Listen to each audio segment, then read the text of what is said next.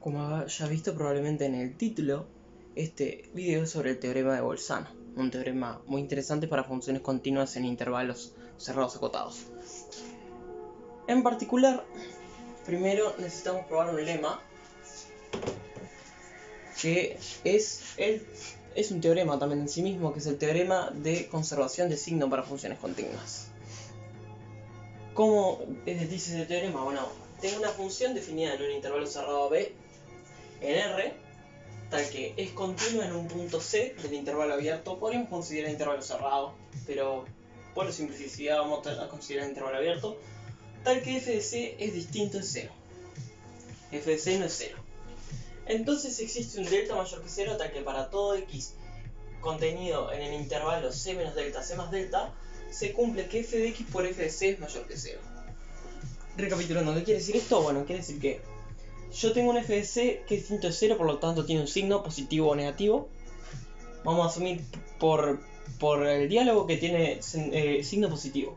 Entonces existe un delta mayor que 0, tal que todo elemento en el intervalo, todo x en el intervalo C menos delta, C más delta, tiene el mismo signo que f de C. Entonces la función conserva el signo en un intervalo suficientemente pequeño del lugar en donde es continua. Vamos a poner un ejemplo muy general, por así decirlo. No muy general quizá. Tenemos una función que se comporta como sea en un intervalo AB, pero en particular en C es continua. Vamos a decir que hace algo así. Yo qué sé. Esta es continua en todo AB, pero en particular en C es continua.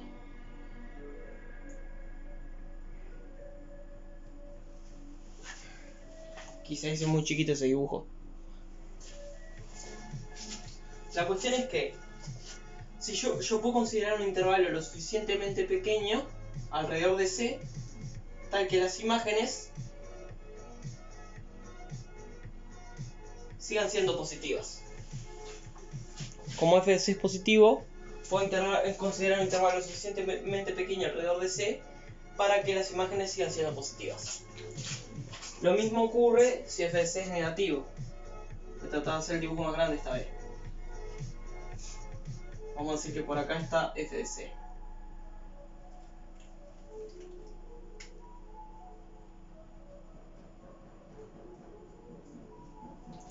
Y la función en el intervalo AB, que andás a ver dónde está A y B, sabemos que B es mayor que C y que A es menor que C, pero va a comportarse de cualquier manera, pero cuando pasa por C, por así decirlo. Entonces yo puedo considerar un intervalo lo suficientemente pequeño alrededor de C, tal que las imágenes en este intervalo sigan siendo negativas. Eso es lo que dice el teorema. ¿Cómo se demuestra esto? Bueno,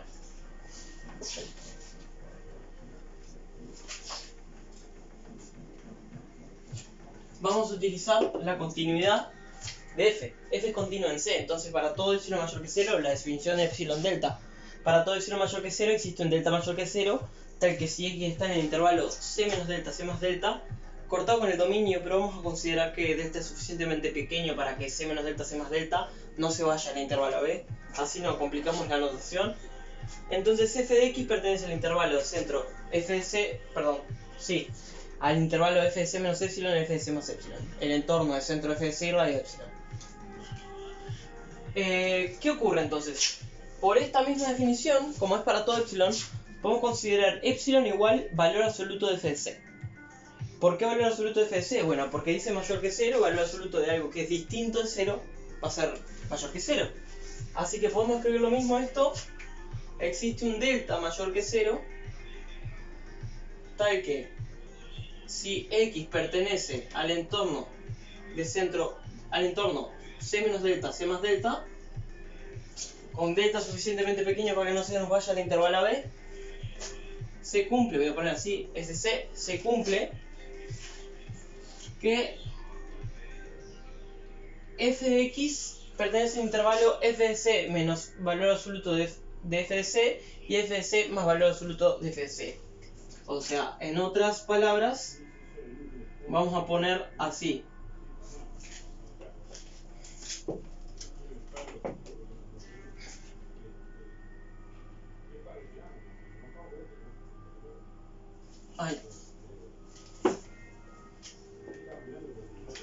tenemos f de x va a ser menor o igual que f de c más epsilon, que el epsilon es valor absoluto de f de c, y va a ser menor estricto, perdón, y va a ser mayor que f de c menos valor absoluto de f de c. Me quedó muy ajustado, así que voy a borrar, escribirlo bien.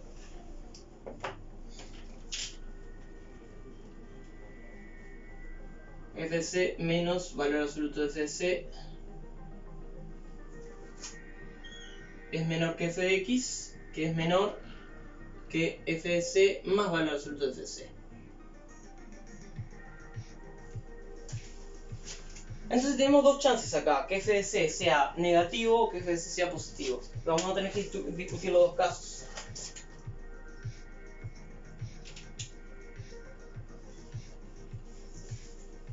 Si f de c es mayor que 0, tenemos que existe un delta mayor que 0, tal que si x está en intervalo c menos delta c más delta, se cumple que f de c menos valor absoluto de f de c, como f de c es positivo, el absoluto de f de c es f de c, así que nos queda que 0 es menor que f de x, que es menor que 2f de c, pero en verdad lo que nos interesa es esta parte. Lo que nos interesa es esto.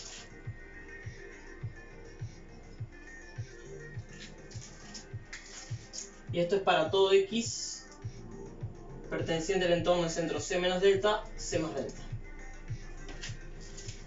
Entonces ya demostramos lo que queríamos demostrar. Si f de c es positivo, existe un entorno c menos delta, c más delta, tal que para todo x dentro de ese entorno, f de x también es positivo. Y bueno, para f de c negativo,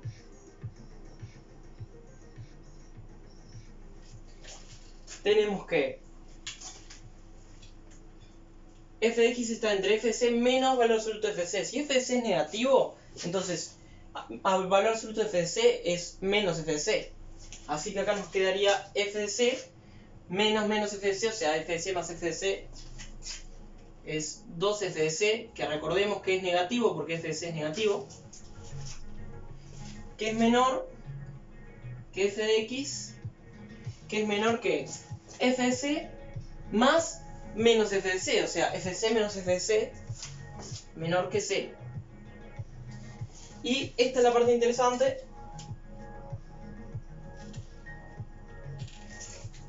Esto se cumple para todo x perteneciente al intervalo c menos delta, c más delta. En definitiva, si f de c es positivo, podemos encontrar un intervalo c menos delta, c más delta, tal que f de x también es positivo. Y si f de c es negativo, podemos encontrar un intervalo c menos delta, c más delta, tal que f de x también es negativo. Por lo tanto, una función continua en un punto conserva su signo en el entorno de ese punto. Bien, este es el lema o el teorema previo necesario para el teorema bolzano, donde el teorema bolzano dice así.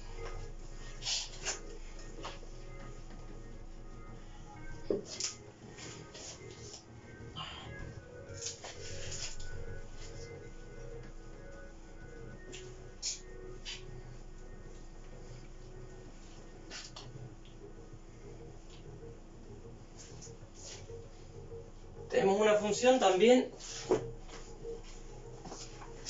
de un intervalo cerrado AB en R, pero esta vez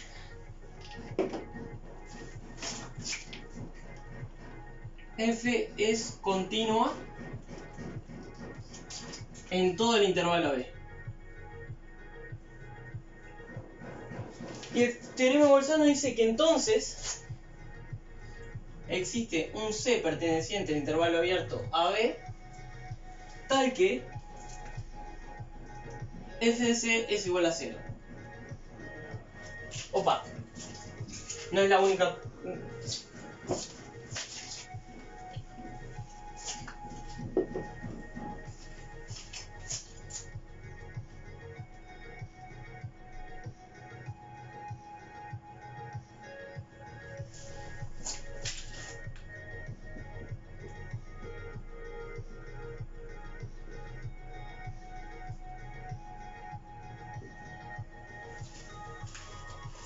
El teorema de Bolzano también tenemos una función f definida de un intervalo cerrado acotado AB en R, y f es continua en todo ese intervalo AB.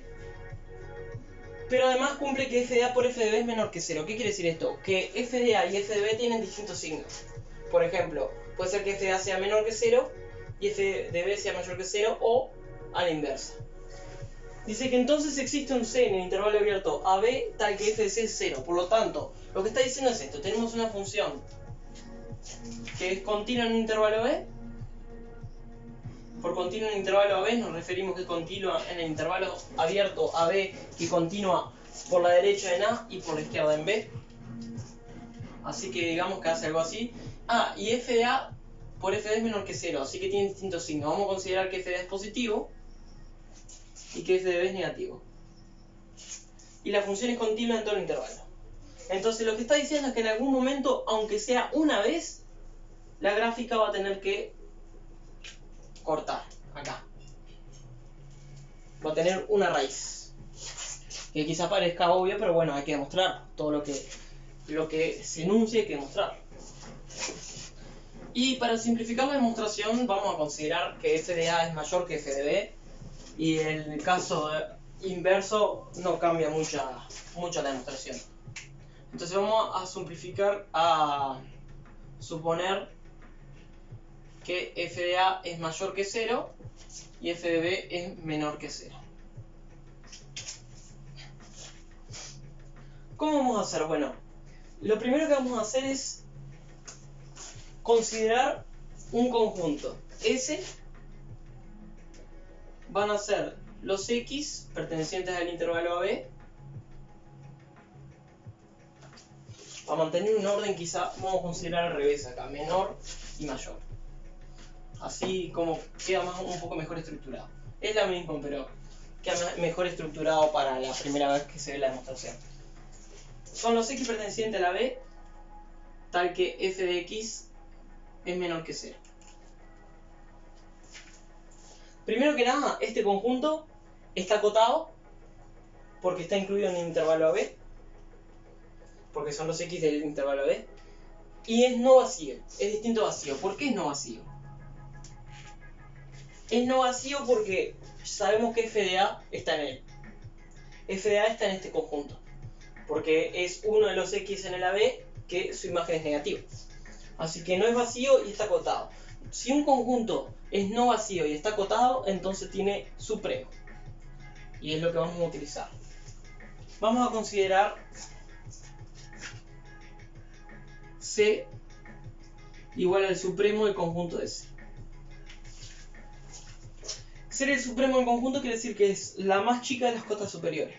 No hay cualquier elemento mayor que C no está más en el conjunto de C, y cualquier elemento menor que C no es una cota superior. Entonces C es la más chica de las cotas superiores. Vamos a probar que ese C cumple las condiciones del teorema Bolzano. Cumple que f de C es igual a 0. Bueno, para f de C tenemos tres chances. Tenemos que f de C sea menor que 0, que f de C sea mayor que 0 y que f de C sea igual a 0. Son las tres chances. 1, 2 y 3. Vamos a considerar la 1. F de C es menor que 0. Si f de C es menor que 0, entonces sabemos que existe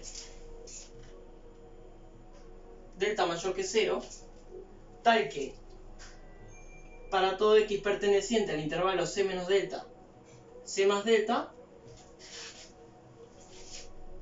f de x también es menor que 0. ¿Por qué? Porque f es continua en C y podemos usar y f de C es negativo, por lo tanto podemos usar el teorema de conservación de signo. Entonces existe todo un intervalo tal que para todo x dentro de ese intervalo f de x es menor que 0. Por ejemplo, tenemos que f de C es menor que f de C más delta sobre 2, que está dentro del intervalo, que es menor que 0. Pero esto es absurdo. ¿Por qué esto es absurdo? Porque bueno, C era el supremo del conjunto S. El conjunto S son todos los X en el intervalo AB tal que f de X es menor que 0. Entonces, C es el elemento más chico tal que f de C es menor que 0, ¿no? Es el elemento más chico de este el elemento más grande, perdón, de este conjunto tal que su imagen es negativa. Y acá tenemos C más delta sobre 2, que es más grande que C, y también es negativo, por lo tanto este sería una cota, f de C ya no sería negativo, por lo tanto C más delta sobre 2 ya sería un elemento más grande de C que está en el conjunto de C, por lo tanto C ya no sería una cota superior, y si C no es una cota superior no puede ser supremo, lo cual es absurdo porque lo definimos como el supremo.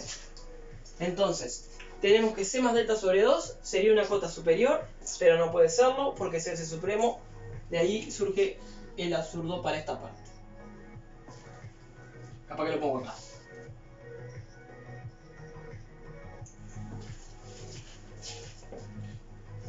Luego tenemos... Ok.